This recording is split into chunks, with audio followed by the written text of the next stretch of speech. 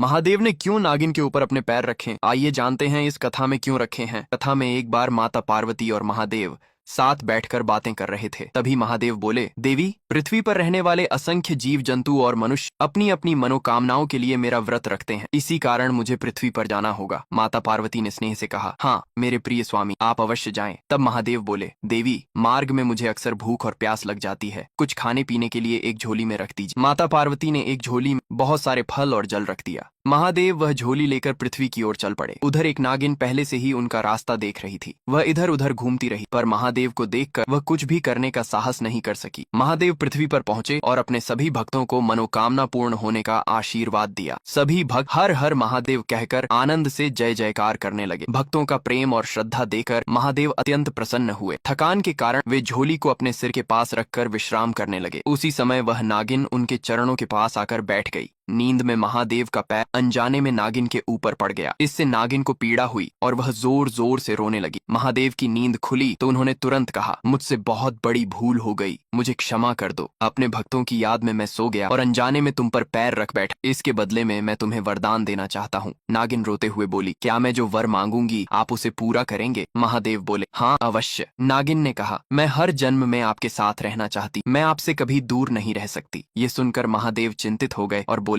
मेरी प्रिया देवी तुम्हें देखकर क्रोधित हो जाएंगी, वे बहुत शक्तिशाली हैं। नागिन बोली, आपने मुझे वरदान देने का वचन दिया है, फिर मैं आपसे अलग कैसे रह सकती हूँ? महादेव बोले, ठीक है, पर तुम्हें मेरी प्रिया देवी से छुपकर रहना होगा। तुम मेरी झोली में चली जाओ। नागिन झोली में चली गई और महादेव उसे लेकर कैलाश की ओर लौट चले। घर पहुंचकर माता पार्वती ने झोली एक ओर रख दी और महादेव से बातें करने लगी। कुछ समय बाद महादेव तपस्या के लिए चले गए। पीछे माता पार्वती घर की सफाई करने लगी। झाड़ू लगाते समय उन्होंने झोली को जोर से हिलाया, तभी उसमें से एक सांप बाहर गिर पड़ा। सांप को देखकर माता पार्वती क्रोधित हो गईं। उन्होंने झाड़ू से उसे पकड़ लिया। सांप कांपते हुए बोला, मुझे छोड़ दो, मैं अपने घर लौट जाऊंगा।